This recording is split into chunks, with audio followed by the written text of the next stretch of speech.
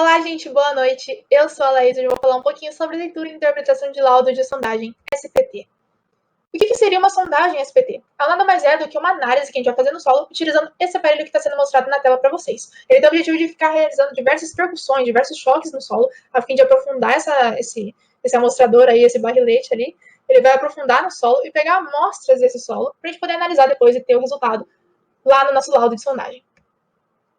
A gente analisando e interpretando esses dados, a gente vai poder definir o tipo de fundação que a gente vai utilizar na nossa construção. Mas eu também não vou aprofundar nisso, porque tudo sobre esses tipos de fundações, como sapatas associadas, sapatas corridas, tubulões, tudo isso foi falado nas aulas que o professor Fernando Neto disponibilizou para a gente.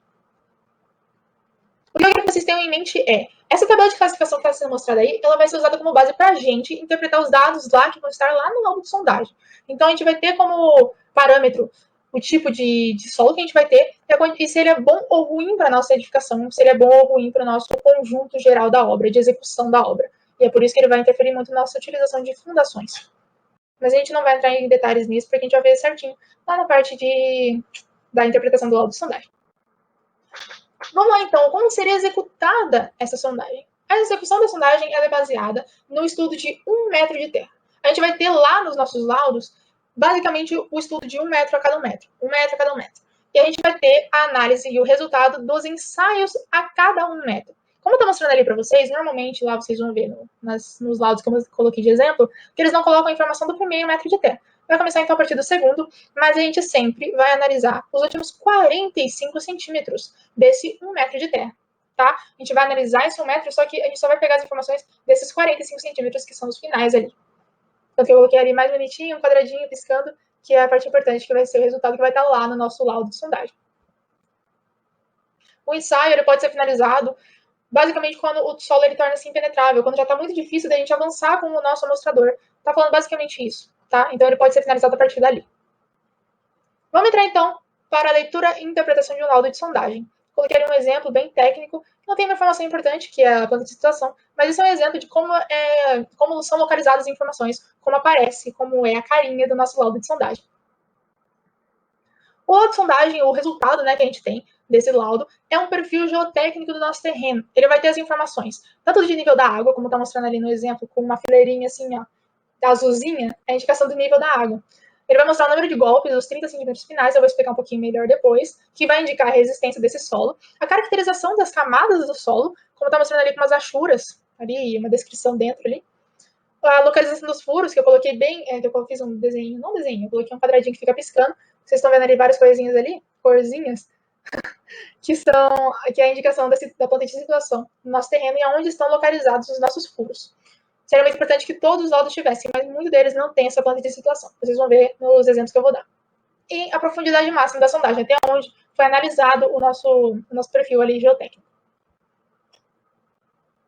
Vamos lá, então. Eu peguei um exemplo. Essa aí é a carinha do nosso laudo de sondagem. A gente vai analisar bonitinho cada coluninha dessa para vocês entenderem como vocês vão realizar essa leitura. Eu tentei dar uma aproximada, eu coloquei uma setinha para vocês irem me acompanhando. Mas, basicamente, como a gente vai começar a ler?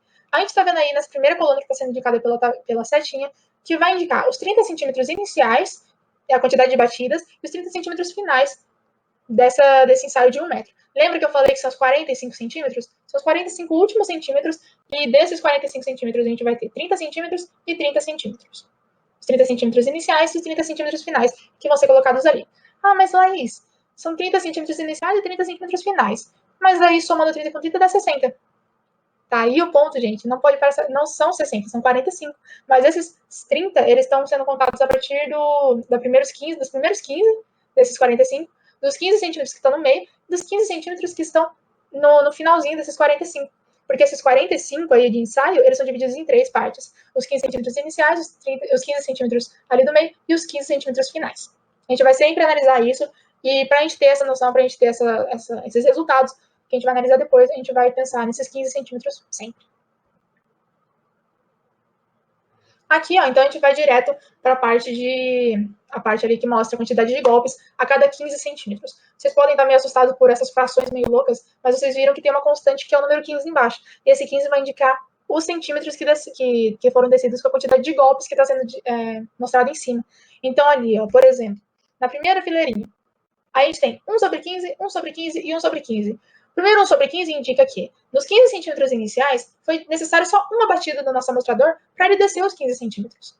Ah, mas e a segunda fração ali, 1 sobre 15 também? Indica que os outros 15 centímetros que estão ali embaixo desses 15 iniciais, foi necessário somente uma batida também para descer e abaixar tipo, até os outros 15 centímetros. Aí depois, mas e o último, então? 1 sobre 15 vai indicar que ele terminou só com uma batida também? Exatamente, os outros 45 centímetros que estavam sobrando aqui, os outros 15 centímetros que estavam sobrando aqui para totalizar os 45, com uma batida já acabou, já foi abaixado, entendeu? É basicamente isso que a gente vai analisar na hora de ver essas frações. Um outro exemplo que eu vou dar agora é essa parte ali, ó, 10 sobre 15, 12 sobre 15 e 14 sobre 15. Esse 10 sobre 15 indica o quê? Basicamente está falando para você, ó, com 10 batidas, com 10 percussões realizadas para aquele aparelho que eu mostrei, com 10 delas ele desceu 15 centímetros. Vocês perceberam que ele já ficou um pouquinho mais resistente, né? Porque antes ele desceu com uma batida só, já desceu 15 centímetros. Agora, precisou de 10 batidas para poder descer. E aí a gente vai perceber a diferença no nosso solo. A gente vai ter a descrição depois, dependendo da nossa profundidade de análise, ok? Então ali tá falando 10 sobre 15, indica que 10, com 10 batidas ele desceu 15 centímetros. Ali no outro, 12 batidas, desceu 15 centímetros. E ali 14 sobre 15, com 14 batidas ele desceu os outros 15 centímetros. Então, ali, ó, o que a gente vai ter sempre? A gente vai ter um resultado geral dos 30 centímetros iniciais e os 30 centímetros finais. Como a gente vai fazer isso? A gente vai pegar e vai somar esses resultados do soquinho, né, que eu falei. Então, por exemplo, nas duas primeiras frações que a gente viu ali, 1 sobre 15 e 1 sobre 15.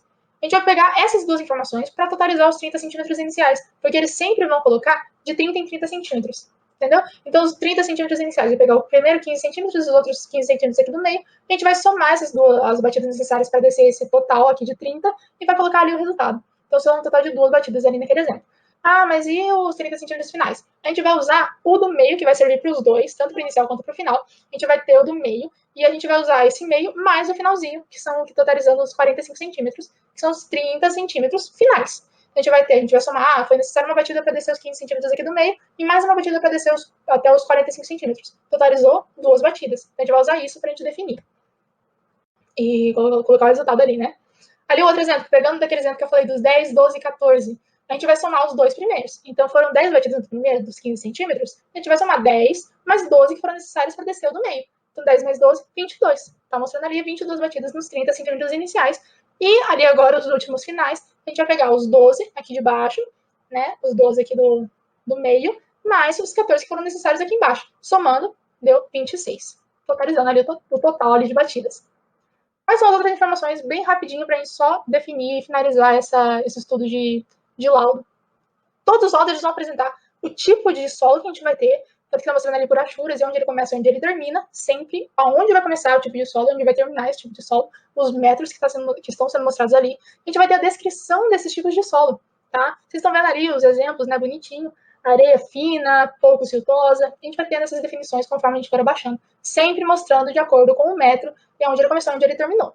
A gente tem que também ter ali a amostra de onde foi finalizado o nosso teste. Então, a amostra onde o final do teste, o final do ensaio, onde o amostrador ele não conseguiu mais penetrar no solo, tornando-se impenetrável ao amostrador. Basicamente é isso. E a gente tem também a nossa indicação do nível da água, como eu já falei antes, que sempre tem que estar mostrando no laudo. E o que a gente vai ter como resultado disso? Bom, a partir dos 3,10 que não está ali, a gente não pode mais ter uma fundação. Vocês entenderam? Por isso que a gente precisa dessa indicação do nível da água. A gente tem também os tipos de avanços que a gente teve para a gente poder fazer essa análise. Ali, no caso, tem o trado manual, tem o trado de hélice e tem depois o trépano também, que serve ali como que é a base de circulação da água.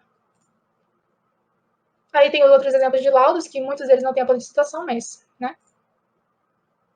E é isso, gente. Eu acho que eu consegui explicar para vocês. Se eu não conseguir explicar, vocês, por favor, me perdoem. Mas eu espero que vocês tenham entendido e que vocês possam, se vocês precisarem, por favor, entrem em contato comigo ou com o professor Fernando. Aí vai ter o link da apresentação para vocês depois. Aqui são as referências que eu usei no meu trabalho. E é isso, gente. Muito obrigada e eu espero que vocês tenham gostado.